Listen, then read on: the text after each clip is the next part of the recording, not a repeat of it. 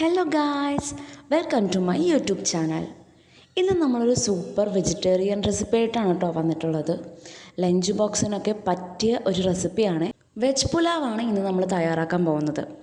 അതിനായിട്ട് ആദ്യം തന്നെ ഒരു കുക്കർ എടുത്തിട്ട് അതിലേക്ക് അല്പം നെയ്യ് ഒഴിച്ചു കൊടുക്കുക. ഏകദേശം 2.5 ടീസ്പൂണോളം നെയ്യ് ഒഴിച്ചു കൊടുക്കുക. അതിലേക്ക് 2 വറ്റൽമുളകാണ് കേട്ടോ ആഡ് ചെയ്ത് കൊടുക്കുന്നത്.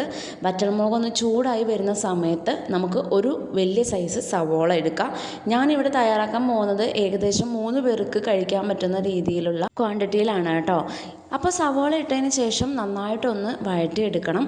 ഒരുപാട് വഴണ്ടി വരേണ്ട ആവശ്യമില്ല. സവോള ഒന്ന് വെന്ത് കിട്ടുന്നത് വരെ വഴറ്റിയെടുക്കാം. സവാളയൊന്ന് വേഗം വെന്ത് കിട്ടാനായിട്ട് ഞാനിവിടെ കുറച്ച് ഉപ്പ് ചേർത്ത് കൊടുക്കുന്നുണ്ട്. അങ്ങനെ ആകുമ്പോൾ പെട്ടെന്ന് സവാളയൊക്കെ വഴണ്ട് കിട്ടും. ഉപ്പും കൂടി ചേർത്ത് കൊടുത്തിട്ട് നന്നായിട്ടൊന്ന് വഴറ്റി കൊടുക്കാം. സവാളയൊക്കെ ഇപ്പോൾ നന്നായിട്ട് വെന്ത് വന്നിട്ടുണ്ട്. ഈ സമയത്ത് നമുക്ക് 1 ടീസ്പൂൺ ജിഞ്ചർ ഗാർലിക് പേസ്റ്റ് ഒന്ന് ചേർത്ത് കൊടുക്കാം. അതിൻ്റെ പച്ചമണം മാറുന്നത് വരെ ഒന്ന് നന്നായിട്ട് വഴറ്റി കൊടുക്കണം. ഇപ്പോൾ ഇതെല്ലാം നന്നായി വഴണ്ട് വന്നിട്ടുണ്ട്. നമുക്ക് ഈ സമയത്ത് മസാലകളൊക്കെ ചേർത്ത് കൊടുക്കാം കേട്ടോ. അതിനായിട്ട് മഞ്ഞൾപ്പൊടി 1/2 ടീസ്പൂൺ, മുളക് പൊടി 1/2 ടീസ്പൂൺ, ഗരം മസാല 1 ടീസ്പൂണും കൂടി ഇട്ടിട്ട് നന്നായിട്ട് മിക്സ് ചെയ്ത് കൊടുക്കാം.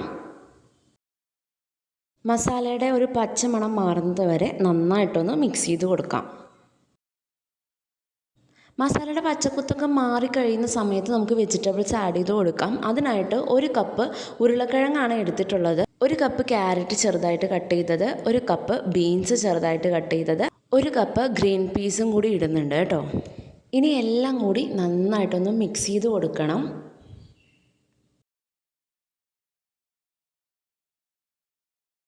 ഇപ്പോൾ വെജിറ്റബിൾസ് ഒക്കെ നന്നായിട്ടൊന്ന് മിക്സായി വന്നിട്ടുണ്ട്. ഈ സമയത്ത് നമ്മൾക്ക് അരി ഇട്ട് കൊടുക്കാവുന്നതാണ്.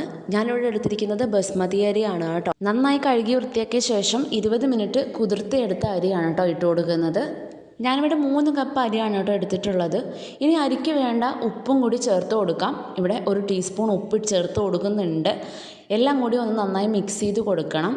1 കപ്പ് അരിക്ക് 2 കപ്പ് വെള്ളം എന്നുള്ള രീതിയിലാണ് കേട്ടോ നമ്മളിതിൽ ഒഴിച്ചു കൊടുക്കേണ്ടത്. ഇപ്പോൾ ഞാൻ 3 കപ്പ് അരി എടുത്തത് കൊണ്ട് 6 കപ്പ് വെള്ളം ആഡ് ചെയ്ത് കൊടുക്കുന്നുണ്ട്. വെജിറ്റബിൾസും റൈസും ഒക്കെ കൂടി നന്നായിട്ട് മിക്സായ ശേഷം മാത്രമേ വെള്ളം ഒഴിച്ച് കൊടുക്കാവുള്ളൂ കേട്ടോ.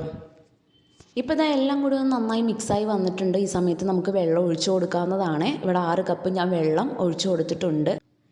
ഇനി നമുക്ക് കുറച്ച് മല്ലിയിലയും കുറച്ച് പുതിനയിലയും ഇട്ട് കൊടുക്കണം. ഇത് നിങ്ങൾക്ക് മസാലകൾ വഴറ്റുന്ന സമയത്ത് വേണമെങ്കിൽ ഇട്ട് കൊടുക്കാം, ഇല്ലെങ്കിൽ ഈ ഒരു സമയത്ത് വേണമെങ്കിലും ഇട്ട് കൊടുക്കാവുന്നതാണ് കേട്ടോ. ഇനി എല്ലാം കൂടി നന്നായിട്ടൊന്ന് മിക്സ് ചെയ്തെടുക്കണം. ഇനി എല്ലാം ഒന്ന് തിളച്ച് വരുന്ന സമയത്ത് നമുക്ക് മൂടിയിട്ട് അടച്ച് വെച്ച് ഒന്ന് വേവിച്ചെടുക്കാം. വിസിൽ വന്നതിന് ശേഷം ഏകദേശം ഞാനൊരു 10 മിനിറ്റ് കഴിഞ്ഞിട്ടാണ് തുറന്ന് നോക്കുന്നത്. ഇപ്പോൾ നമ്മുടെ പുലാവ് ഇവിടെ റെഡി ആയിട്ടുണ്ട്. ഈ സമയത്ത് കുറച്ച് നെയ്യും കൂടി ഒഴിച്ചു കൊടുത്തു കഴിഞ്ഞാൽ ടേസ്റ്റി പുലാവ് ഇവിടെ റെഡി ആയി കഴിഞ്ഞു. അപ്പോൾ ഇത്രയേ ഉള്ളൂ പുലാവിൻ്റെ റെസിപ്പി. നിങ്ങൾക്ക് എല്ലാവർക്കും ഇഷ്ടമായെന്ന് വിചാരിക്കും. ഇഷ്ടമായിട്ടുണ്ടെങ്കിൽ ട്രൈ ചെയ്തിട്ട് ഫീഡ്ബാക്ക് അറിയിക്കാനും വീഡിയോ ഒന്ന് ലൈക്ക് ചെയ്യാനും ചാനലൊന്ന് സബ്സ്ക്രൈബ് ചെയ്യാനും മറക്കല്ലേ കേട്ടോ.